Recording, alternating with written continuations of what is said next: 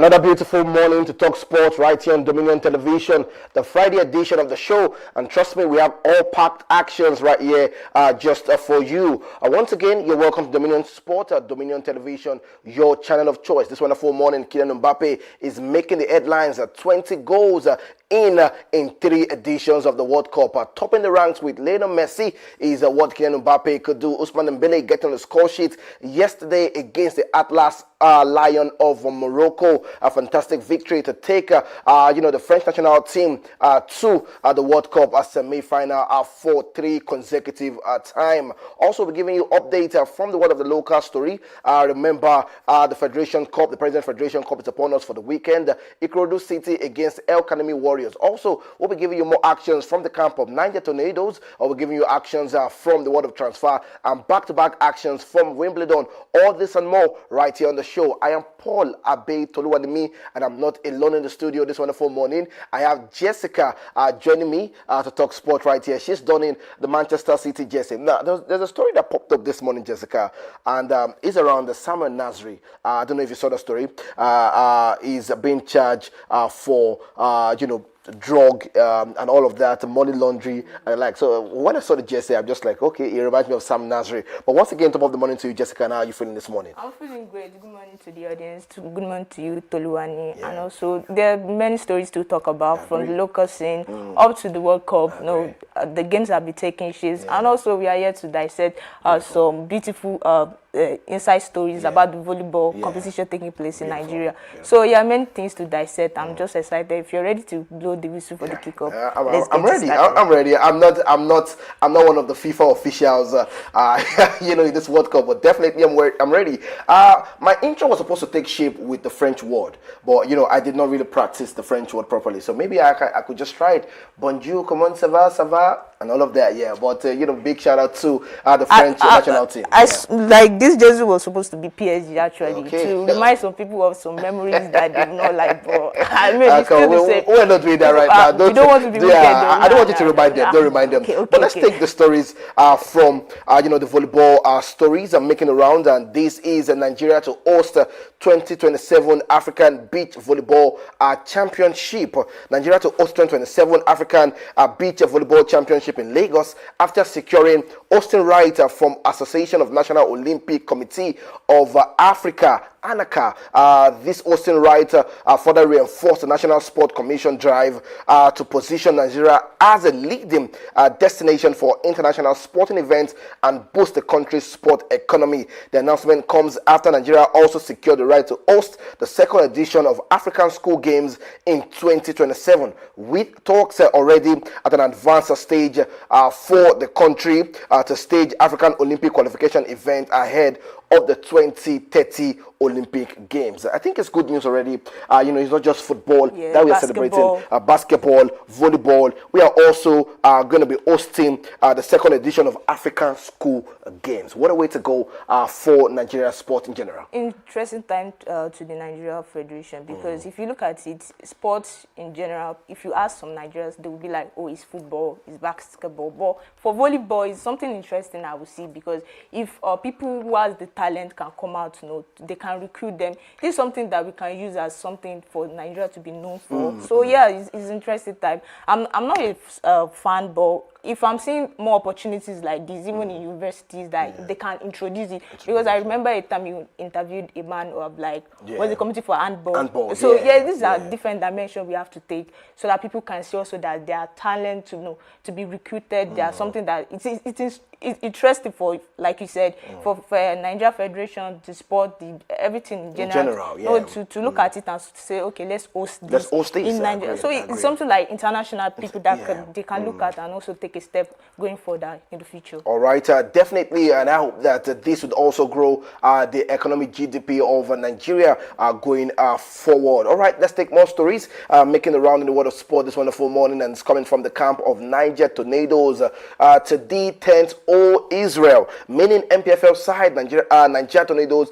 has reportedly disbanded their football academy. In a statement by the club chairman, Abdullahi Kuso has announced that disbandment today, which takes effect from tomorrow. The Feeders management, coach, and players has all been sacked from the club. Just kind of the story we're getting. And remember, Niger Tornadoes has been going through a tornado troubling times, and let me use the word because they managed to secure promotion for next season. Also, most of the players are now being poached to other clubs, and all of these they appoint an head coach? An head coach, yeah. So all of this put together is happening with Niger Tornadoes. It's sad, actually sad, because if they are doing the disbandment at this time of the season, where they need every coach, they need him to recruit many players he can get. Because if you're talking about this academic thing, you can even make some examples from Cobham, like the ones of Chelsea, Barcelona. Yeah. These are things, even if you are not instigating them into the first team, the first 11, you can even make money from them, revenues, many things, options that they can become superstar of, or even a first impression of the team. They can carry the team way further more than you can think of. So doing things at this critical time is just going to put the team in a spot that it could not even look great, or even like a picture perfect for them. So I feel like this is not it. This is not what we want from Nigeria football in general. Their transfer being done here and there. Even they are making some outgoing more than ingoing. So it's not something the coach. I don't know if the coach is agreeing to this, but it's not something the coach should even want to start off his tenure with. So it's very bad. And you talked about some academy. You talk about one of the greatest academy in Nigeria is Beyond Limits. You look at what Honorable Kuleshoname, the owner of Remo Stars, is doing. And Beyond Limits right now, their players have traveled to Portugal. That is the academy-based team traveled already to Portugal to have a competition. Yeah, regular competitions. Now, all of this, most of the players you have seen in Remo Stars came from their ranks, from the Beyond Limit, and is making so much profit from the young players from Beyond Limit. That's it. Every football club, or even if it is owned by the state or the government, or even a personal owned one, these are things they will. If you are investing in infrastructures, these also are things that you can invest in. Side by because side. if someone can, even if you loan out, or even if they bought some players, it's something that if you're making revenue of, is making name for the club and also for the players. So for Niger Tornadoes doing this at this critical point of time, did they gain? Nah, it's just. So this just all of that. It's like they're thinking out of the boss that it does not even exist, because that boss is empty, because you cannot be making decisions that will cause the coach at the end of the day, if he's not delivering, they will be like, find another way to scatter the team. This is not what can cause harmony between, even from the board to the players to the management staff or technical crew. So I think this is critical time of making such rash decision. Okay, we hope that whatever it is that made this decision, for Niger Tornadoes and the board and the management, we hope that we find a stable situation for them. All right, let's talk about what's going to be in action, as we have one more sport right there for continental football. It's going to be either El Kanemi Warriors or the Oga Boys. They call them Ikorodu City, and trust me, I saw some video clips of their past players coming to make videos and encouraging the boys to get the continental sport for next season. El Kanemi Warriors are going to face Ikorodu City right there in Asaba. It's the final showdown. Jessica, you're all smiles. I want to ask you, what are your expectations for this game going into for El Kanemi Warriors and Ikorodu City? It's going to be tough, I can't lie, because if you're looking at both teams, Ikorodu City finished much higher than El Kanemi. But at the same time, you can't write them off. The journey for both sides into coming to this final stage of the competition. If you look at El Kanemi Warriors, they've gone through many penalties, drawing some games and winning by penalties. So I feel like this is the time and the stage where people will see both strengths of both teams winning or losing. So for Ikorodu City, I will still feel they have the upper edge, being a team that play fast, plays football. So they have the upper edge, but at the same time, they should be cautious. Their goalkeeper, yes, a fantastic goalkeeper, Michael Atata. So so this I'll see this giving them an edge over El Kanemi Warriors. So it's an interesting time. Will you be there? I wish I wish I could get a flight ticket to Asaba, to cover the game. But I want to ask you quickly, how do you think this game will play out? Now, what's the greatest strength for each of these team? Is it the attack? Is it the midfield? Is it the defensive side. And which team would you pick, to get a continental ticket to represent Nigeria on a big stage? For Economy Warriors, I'll say their resilience when it comes to their defense will give them an edge. And for Ikorodu City, their midfield and their attacking pace, I think that is number one priorities I feel like they've invested in, and they have done multiple times, and they have come over it when playing against other teams. So I feel like that will give them an edge. So for Ikorodu City, I give them that 100%. They can stay able to edge it. I'm seeing a 2-1 win over Economy Warriors. So it's for you to give Ikorodu City the Oga Boys the victory. I mean, whoever deserves the ticket should just take it. If you play a beautiful football, that's it. All right. You're watching us right now. You can join the conversation by dropping that in the comment section ahead of the game between Economy Warriors and Ikorodu City. It's going to be a big one in Asaba for you to enjoy. We're going to listen to Mikel Obi speaking on a podcast about the Nigerian situation. When we are back, we'll be talking more stories in the world of sport right here on The Go. Enjoy. I know, okay, we're probably not going to win the World Cup, so we have to make sure that we root out the corruption that's going on, starting from the FAs, people in charge. We have to change that. We have to change that mentality of the way people see the Nigerian football or the Nigerian organization, the people who organize this tournament, the people who are on top. And they're right to look at it that way, because it's not run properly. It's not run properly. You need the academies to run properly. You need the younger generation to get the best facilities to be able to improve. And we don't have all that. Do we have the money to do that? Of course we do. Of course we do. Nigeria is one of the richest countries in the world. We have loads of oil. You know what I mean? If we can invest into that to make sure that the facilities for the young generation, or even for the top players coming back home to play for the national team. Sometimes you go, I know you must have seen it. Alex Iwobi shared maybe a couple, him sharing a bed with one bed. That's not where you want to go to play for your national team, and you want to feel comfortable. You want to make sure that you've been looked after properly to be able to. All right, there you have it, the former Super Eagles captain, Chelsea, player. You talk about the man was traveled far and wide, played for Trabzonspor right there in Turkey, and also, doing his beat right there with the Super Eagles of Nigeria, the dream team also. John Mikel Obi, one man that speaks and the world will listen. Definitely, he's been speaking. Sanuruddin is joining us on the studio. Jessica is still here, and he has been saying so much about the situation of the NFF and all of that. What you just listened to is the situation he was talking about, the welfareism situation, the academy growth of the player. He mentioned the player's name, Alex Iwobi, the situation around the accommodation we saw that sparked several, criticism, for the Super Eagles of Nigeria. Also, he mentioned a few things about not being, his land. He has not seen his land that they offered him under Goodluck Ebele, Jonathan's time when they won the AFCON in 2013. And Sanuruddin, Jessica, I was making some jokes with, Tony Spy, and we were just talking about it, saying maybe it was an overview of the land, or maybe he does not know where the land is, or maybe it was just a sea of O they gave to Mikel Obi, and they did offer him the land. And he's saying that, if I've not collected my land since 2013, and you want me to be in power in the NFL, I think things must be done properly. Also, it's not just 2013. You want to go back in time to, the 96, Olympics. You want to go back to time to, the eras of when we started watching, the Green Eagles, the Super Eagles, they're the promised land under, a certain tenure. And there is still all of that put together. And we are back here, the same thing we have been saying over the years, Sanuruddin and Jessica. Let me welcome you once again. Sanuruddin, you're welcome. I'm sorry to welcome you in this note. Watching John Mikel Obi.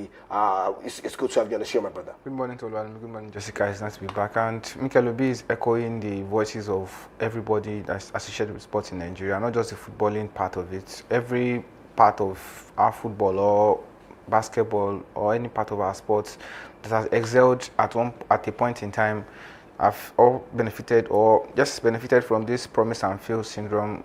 Apart from Mikel speaking on that podcast, we had Gigi Okocha talking about how they were treated during their run to win the gold medal at the Olympics that time. And it's just the same old story. And It's been happening before now. It's been happening before now. So it's a rotten system. It's a rotten system, and I'm not exonerating the likes of Mikel as well, because Mikel Obi is Nwako Kanu is also a part of that setup, and we've heard that numerous allegations placed against him when he's been in charge of Enyimba FC. So it's not something new to me. We just in the whole overall of the system, get new people in the system, or if you want to remain there, do the right thing or get booted out at the end of the day. We've spoken about the welfare of the players, health insurance, not having training camps. Every time they go for a competition, there's always talks about them not getting their payments on time or hiccups. They're arranging the cash. CBN has released that. It's yet to get to it. There are network issues getting the money to the banks of these players. So it's not something new. We just need to do better. And maybe when it's coming to the fore now, we need maybe the eyes of the international media. That has always, I think, given us a wake-up call to the issues happening in our country, despite having mentioned it time and time over again. We hope things turn around as soon as possible. And if the likes of Mikel Obi think they can change it, they should come home and reject the system. Most of them are currently in the country playing on those sandy fields. They transform themselves from where they started from. There are little help they can do to the grassroots need help from these professionals. You can go out to mention names: Sadio Mane, Mohamed Salah. We see what they do in their local communities. They don't. Yes, it's not as huge as that, but in their own local county, local communities, we see their input in sport. We don't just want blings on the necks of our professionals when they come back home and fun fair and share a little amount of money to and go to clubs. We don't want that. We want progress in our infrastructure, progress in our sports, and give the youth or the younger ones back home who don't have the chance of getting out there something to work towards, and say, okay, we have this in our coffers, we can work with this, improve the level of conditions we used to do sports, and everything I think is going to move on from there. I agree.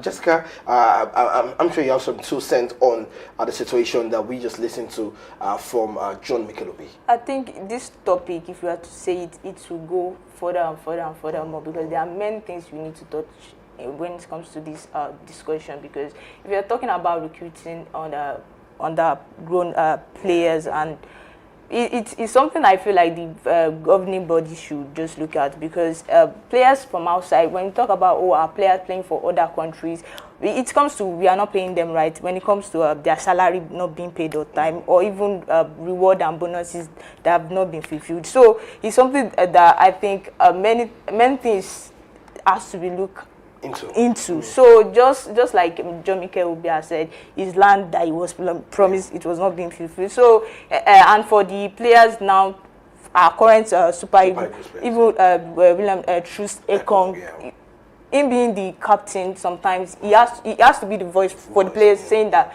their salary has still been owed and not been paid. So it's something that I feel like if we are to talk about it, we keep on saying it. The same thing until the governing body or even a direction needs to be taken, because we are tired. Of course, you look at other players from outside playing for, and they are your countrymen. So playing for others, you'll be like, oh, this is a great talent, why not play for Nigeria? But at the same time, you think about it, I'll be like, well, they're not treating them right. So I feel if it is me, I will still go there where they are. So that's just it. All right. Nigeria can win the World Cup. Let's forget about it until they fix the corruption in NFF. We are one of the richest countries in Africa. Yet, Alex Iwobi was sharing a bed with the teammates, and our youth teams don't even have a proper facility. That was coming through from the podcast you just heard from John Mikel Obi, the former captain of the Super Eagles. All right, let's take more stories. But before that, let me ask Sanurudin your predictions. We have been looking forward to the President Federation Cup. Jessica has been able to drop that for us. Your predictions for El Kanemi Warriors and Ikorodu City. What are you anticipating in Asaba? It's going to be a mouth-watering encounter, and I've seen numerous videos from the camp of both sides, and I expect Ikorodu City to nick the victory at the end of the day. They tried so well during the footballing season just to get a continental ticket, but at the end of the day, they fell short to Shooting Stars, Rivers United, and eventually winners Rangers International. So I think this is a very big one for them, and they will stake all their lives on it to win it. I think they're the better side in this. El Kanemi Warriors are no pushovers, but at the end of the day, I think Ikorodu City should emerge champions and snatch the last ticket to represent Nigeria on the continent next season. All right, beautiful. That's the update and prediction from Sir Nuruddin, dropping his own 2 cents on that one for you to look forward to in Asaba. Definitely, we'll be back here on Monday to bring all the actions that happen in Asaba and maybe talk about the victors, El Kanami Warriors or Ikorodu City. Let's take more stories, and this is coming through from the World Cup happening in Mexico, Canada, and the United States of America. Remember, all 3 nations hosting the competition are out of the competition. We're moving stage to the semi-final, and France, 3 semi-finals in a row for France. How far can they go? Another Mbappe and Dembele show. Let me start off with Sanuruddin. Once again, fantastic showpiece. The Atlas Lion, who have said we are not Africans, we are Morocco representing Morocco. And, at the end of the day, Sanuruddin, I think we spoke about this on Wednesday, that we can blame them. I blame other African teams, most especially Nigeria, that we call ourselves the giant of Africa. We cannot develop our system and put ourselves in the right place. Morocco was never existing when you're talking about Nigeria. They were not even a footballing nation at a particular time. I mean, not a big household name. And they were a footballing nation, but when you talk about the Super Eagles of Nigeria, you can't mention the Atlas Lion in the same. You talk about the Indomitable Lions, Cameroon definitely. You talk about the Elephant of Ivory Coast. You talk about Senegal, but you can't put Morocco in the light. You talk about Egypt and all of that. You talk about Tunisia. You can put them in the light, but they had to grow their economy to a certain level where every competition is now being hosted in Morocco. So when they come out to tell you we're not Africans, I think you just give them that right at the end of the day. But France had to do it the right way to get victory against Morocco. It is what it is, but that's not the right word coming from the president of the Moroccan Federation, saying they are not Africans. In the light of the world, on the map of the world, the African continent, come on. The African continent, no matter how close you are to the Europeans, be it the Netherlands, be it Spain, be it Portugal, you are still Africans, Northern Africans, and your borders don't change that. In 2030, they will be hosting the World Cup. Do you want to blame them? Do you want to blame them, Nobody is blaming Jessica, them. do you want to blame them? Nobody is blaming them, but that's not the right word to come out with. And you've chosen to be Moroccans. The FIFA president or the FIFA map, or they'll still take you as African representatives at the tournament. So it still doesn't change that. Is it possible they take themselves out of Africa? How can they do it? It's not possible. Ukraine and Russia are having their battle on borders right now. The Iran-Israeli war is going on based on borders, and you want to take yourself out of a whole continent. I don't think that's possible anymore. You just have to accept where you have been created and what side of the divide you've chosen to represent. You're not Africans, yes, you are Moroccans. At the end of the day, football on the pitch is what matters. France did that. Very strong side. You can't keep them at bay for long. Mbappe missed the penalty in the first half, and in the second half they came roaring back, and that's the hallmark of excellence. Mbappe, Dembele, and it still begs to the question, who is the most popular guys among them, and Mbappe still leads the charge in the French national team any day, anytime.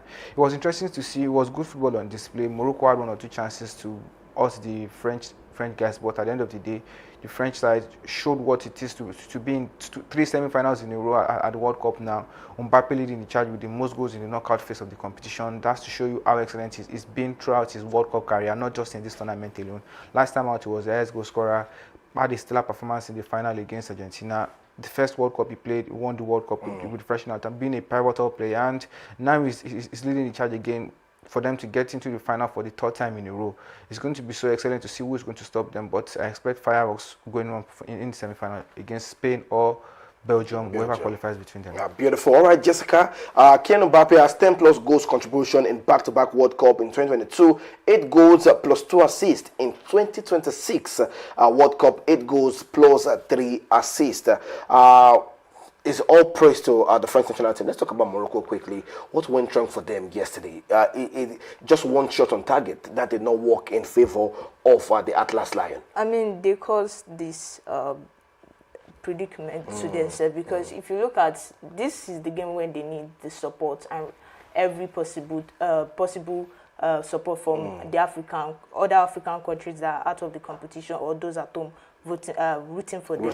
Because how can you come out to say, okay, we are representing Morocco and Morocco alone? This is not just Morocco. This is about putting African football at the big stage against big side. You did it against Canada. So definitely this is what we want to watch. After Egypt were knocked out, against Argentina. So I felt like, okay, this Morocco side, this should be like, and they have been playing some beautiful football as well. They've been playing some beautiful football. They were scoring brilliant goals. They were even at times of holding their defense line. They were doing that excellently. But when it comes to France, when I saw the features, I was like, okay, this will be like the repeat of the last game they played against France at the semi-final. And it was the same result, except for Mbappe missing that penalty. So I feel like this is just what they should not be doing. These are the statements should not be coming out, because it's like causing disunity among these.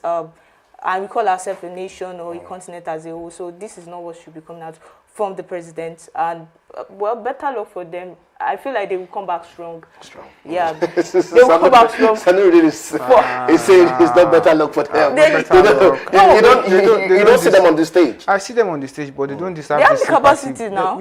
I'm not saying they don't have the capacity, but they don't deserve this sympathy they're getting from everyone saying they lost out. At the end of the day, let everybody carry their cross. It's easy. These people have continuously dissociated themselves from the African continent.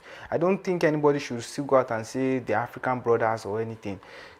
The line has been drawn. Let's vote for peace. No, there's no violence. It's just give what to Caesar unto what is Caesar. Okay. So they are saying they are not part of us. Then leave them be. And especially when you look at what's happening in South Africa. In South Africa, the xenophobic situation. Anybody who's not willing to associate, I think it's just let them be. Everybody's going to be fine at the end of the day. It's just to wake all other nations up. I agree. Treat your infrastructure well. Invest in the right positions and get yourselves on the map. Yeah.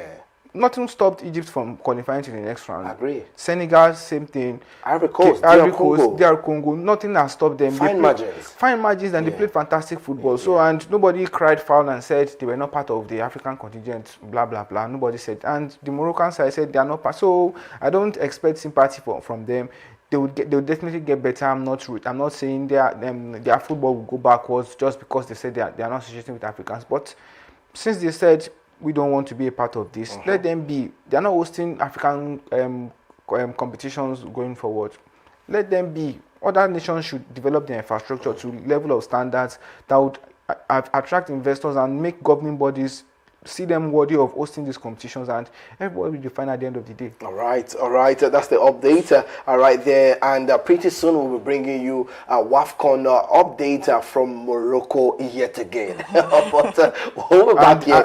And the next AFCON as well. AFCON again, they've been given a chance to put in their ass to host the competition. So that's to show you they're still in and around there. They can't equate themselves out of they can't remove themselves from the equation. If they say that no Africans don't participate in AFCON and WAFCON, whatever it is, and go and see if you will be accepted in those nations or in those continents you claim to be a part of. Another angle from Nuruddin there. So let's see if you'll be accepted in maybe the CONMEBOL, maybe the Asian League, maybe European Competition, the Nations League. Let's see how far you can go. But let's take the story before we talk about the game today. And I'm so surprised and I was shocked yesterday. Sanuri and Jessica, Christian Eriksen is preparing to return to football despite doctors warning that another serious heart incident is only a matter of time. And when I posted this yesterday and I saw the story, somebody sent a message and said, let him just know that nobody will write that word again. Nobody will write RIP for nobody, because it's been warned already with all possible treatment given to him. So I want to ask you, Jessica, what's bringing Christian Eriksen back to playing football again? I don't know. Is he owing some debt? Is he owing debt, or is he a passion of the game? I mean, so to some people now, he's a legend. Like he has made a name for himself. Yeah, he's a legend. I don't think there's more to play for when it comes to, and you should take your edge first, because why are you playing now when the doctor have already told you, okay, these are the critical things that can happen. So I don't think he's thinking for himself, because I feel like, is he owing some debt, or is there some situation that we don't see outside of the box? And also it was a miracle for him during that he was and another one happened again. It was a signal, so why is he going again? It's like he has some explaining to do to his fans. He just loves football. He's committed to the game. That's what I'm going to take it as. With your head too. With his health. The most of these professionals don't have a life outside of football. He's traveled far and wide with a lot of teams. Played with Ajax, played with Manchester United, played with Tottenham, played in Italy at some point. So you would understand his love for the game and why he wants to keep going on and on until his body is going to reject it. So if his family members are okay with him going ahead, and the man himself said he wants to continue playing. Most of players retire 30, 32 years, and there's Cristiano Ronaldo, 41-year-old. There are lots of players still waxing on 35, 36-year-old. Messi is being old, is 38. So but you can't compare it. It's arts now. We're talking the arts now. He has the best medical. The best medical that happened the second time. Yeah, the second time was a shock from the device in his body. It's definitely. So guys, I promise you when. So it's not going to happen. Nothing is going to happen. Yeah, but Sanurudeen will be here on this position to take the show that day to take on the story. But I'm wondering. It looks like you want him to continue. If he wants to continue, I still want to see Christian Eriksen grace the field of football, not as heavily as he did in his younger years before the incident happened at the Euros, but. If he thinks he can still go on, I think and take up a role in a lesser league and still enjoy football and kick about with the boys. It's not like anybody's looking to put Christian Eriksen as a talisman for any team when he comes back from injury. If he gets to another team right now, he's going to have to go through medicals, and if he doesn't pass the medicals, definitely he's not going to get back on the field of play. But right now, he said he wants to continue playing and wants to try again. Let the man take his chances and let's see what happens. All right, that's the update coming through from the camp of Christian Eriksen. Before we talk about the game tonight between Spain and Belgium, let me give an update that Declan Rice caught a gastrointestinal infection. England team trying to prevent the spread. England midfielder Declan Rice missed his second consecutive day of training due to the infection. It's been noted that Rice has been suffering from that issue affecting his hamstring and lower back, and the illness has worsened the situation. Measures have been taken within the England squad to prevent the spread of the infection. That's the update we are getting. Let's talk about quickly the game for tonight between the Red Devils of Belgium and the Spanish side of football, Spain. Jessica, what are you looking forward to in that game? What moment is going to make this game look like this is what we want to see, this is what we want to watch? For this Spain side, they are still one of the teams still holding a clean sheet in this competition. So I think that is still going to play an important role in their game against Belgium. And for Belgium side, they started off roughly. Their first two games were not that clinical. But I feel like they still have that chance. Against USA, they played very well. And I saw those goals that they scored, even though it was somewhere else from the US side. But I feel like that will still be like a chance. That will give them a chance ahead of for the Spain side. And for the Spain side, I feel like they had more of a chance than Portugal in that game. So for Yemin Lamar, he has to play a much vital role tonight against this Belgian side. And so that will be like a tough test for both teams. But whoever comes out top from this competition just have to play it off against France when it comes to the semi-final. All right. Quickly, Sanuru, let me ask you. In the game against USA, Kevin De Bruyne, Jeremy Doku did not start that game, and the Belgium team were very excellent. You look at the Spanish side, Lamine Yamal has not come to the party yet. It's been Mikel Oyarzabal, Pedri, Rodri, all of them. And you look at the young defensive. Pedri? Yeah, Pedri. I've not seen him this tournament. Come on, Pedri. I've not seen him this tournament. What I've seen is 360s and turnarounds and side checks and all, and that's not what gets the ball in the back of the net. It's not as the pair assist or the assist that has pushed the Spanish national team onto this stage of the competition. The Belgian side, like Jessica said, didn't start the competition as well as everybody expected them to be, but you would understand that talisman Lukaku was missing for a while, and when he came back to the side, he pushed the side and got one or two goals and openings for them. And you mentioned Doku and De Bruyne this side the last game. That was tactical from the coach, and I think that helped them against the USA side. But they got the help from Mauricio Pochettino's side with those horrendous mistakes at the back, which I think will not be happening today because of how strong the Spanish have been at the back and in front of their goalkeeper. So it's going to be interesting to see how they break that defense down, which anybody has not been able to do in this tournament yet. But it's going to be interesting to see that if is Doku going to be on the field of play to try and do one or two magic against Cucurella or against Poro or whichever side of the flank is being deployed. That's going to be an interesting one to see. But I expect firework from both games. For Lamine Yamal, it's not been at that level. Maybe the injury that he brought into the tournament has kind of hampered his performance. It's not at that top level. We've seen him do things and turn things around defenders with his time at Barcelona, but he's a big player, big game player. He can turn things around anytime as soon as possible. So it's going to be interesting to see what happens tonight, but I expect firework, and the Belgian side might have something in the back for us. Great. All right. Let's look at the chart for the competition. If we can have the chart right there being displayed. When you look at it, you look at France already through, just waiting for the next game between Spain and Belgium. You look at the other side of things. When you look at the chart right there, Norway, England still to come. Argentina, Switzerland. You say still Argentina to come. or Argent fever?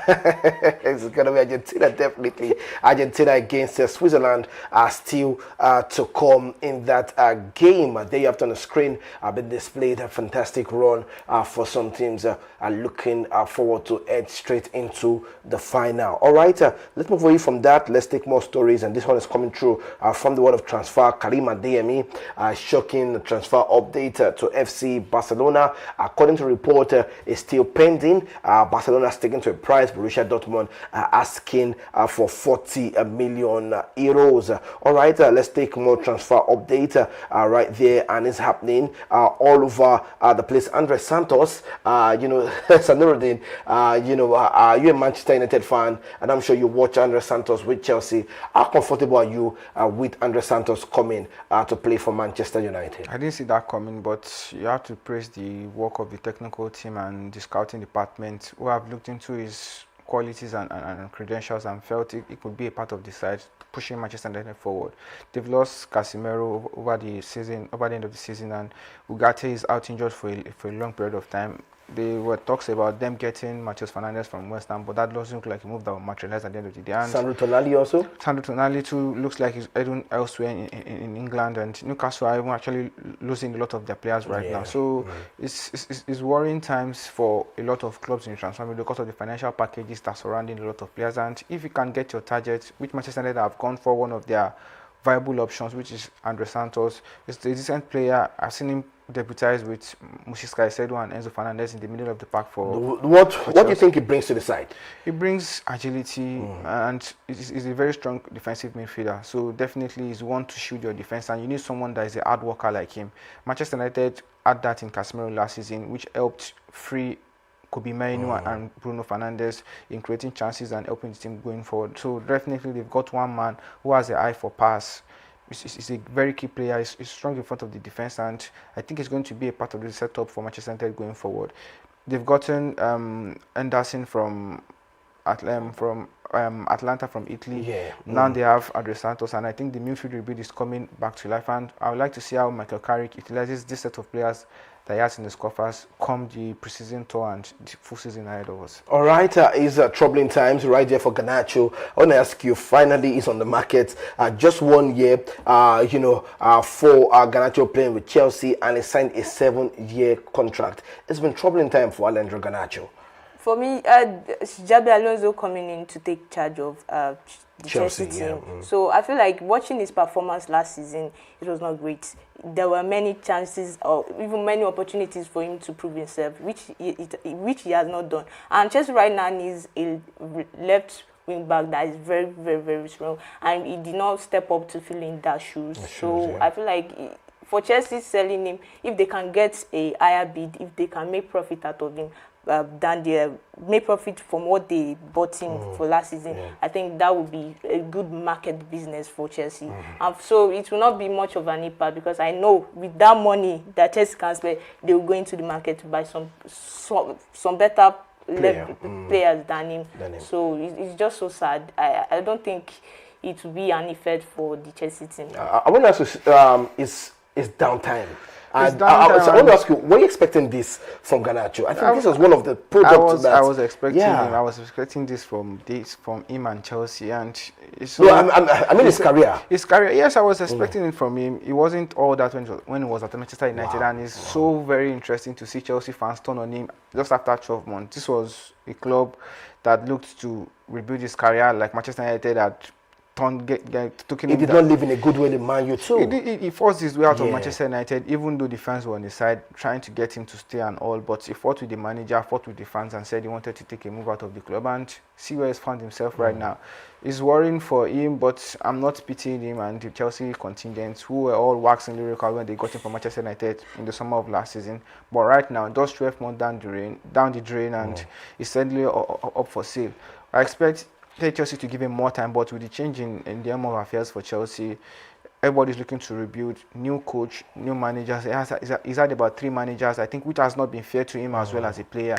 If you get changes in the dugout as constant as that, it's going to affect your development, and not very many players stick to that, and at the end of the day, he's now been at the end of the stick. He's on his way out of the club. If they get a suitable buyer and one that matches their valuation of him, because 6 years on his contract and a heavy wage bill is not something other clubs will be looking to inherit from Chelsea. So they need to stick with their guns. And don't forget, they still have to pay Manchester United 50% out of the sell-on as a sell-on clause for whatever they make of him. So definitely the transfer package has to be huge, the wage bill has to be huge. So good luck to any club who's looking to snatch Garnacho off the hands of Chelsea and Manchester United. I agree.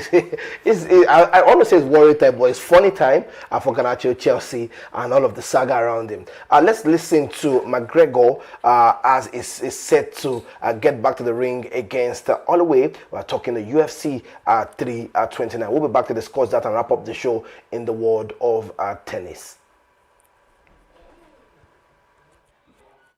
Tell me I've got the wrong assumption. I feel your way to win is within 5 to 7 minutes. I can destroy Max inside 10 seconds. I have knockouts inside 3 seconds on my fighting record. I have Hall of Fame fighters, multiples, Hall of Fame UFC fighters, defeated and destroyed, both together in under a minute.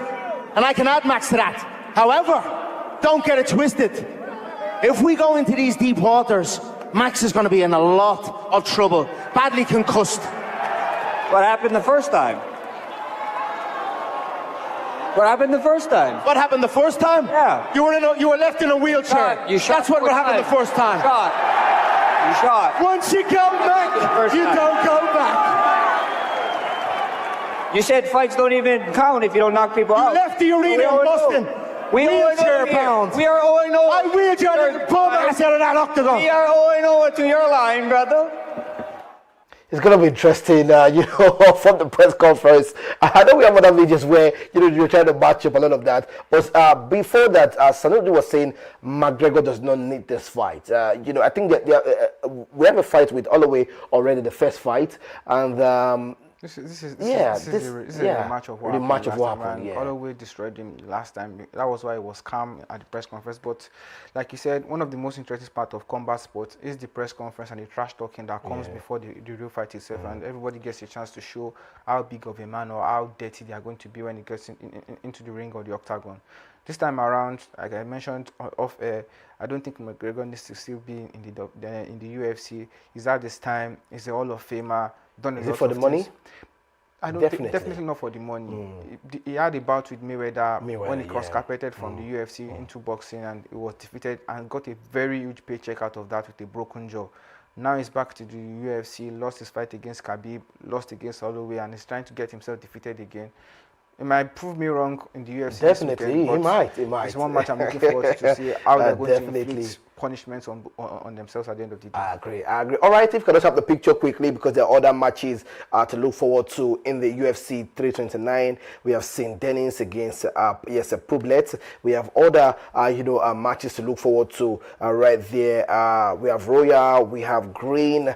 You can look at that on the screen. We have the preliminary rounds. We have the early preliminary games to look forward to in the UFC 329. Fantastic one for you to watch over the weekend. Definitely we're back here to discuss that on the go. Let's take more stories and making around in the world of sport as a wrap up the show. And it's Final Four when it comes to the gentlemen's single. We're talking the ATP, where Yannick Sinner is going to face Novak Djokovic, and Arthur Ferry is going to face Alexander Zverev. Also, you look at that on the screen, and it's going to be the match of the Czech, where we have Karolina Machova against Linda Noskova. A fantastic one. Quickly, so let me just ask you your predictions for this one. Day 12 promises us exciting matches, like you mentioned. Zverev against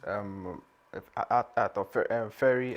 I mentioned that was going to happen on Wednesday, and I said the final before the final is Djokovic against Sinner. It's going to be loads of firework. I expect 5 setters from both games, and let's see who goes on to the final on Sunday. It's day 12, serving us thrills and drama. Is Zverev going to have a chance to add to his current tally of French Open titles, and is Yannick Sinner going to extend his run over Novak Djokovic? Last time out, Djokovic snapped his run at the Australian Open. Is Grampanole going to do that again?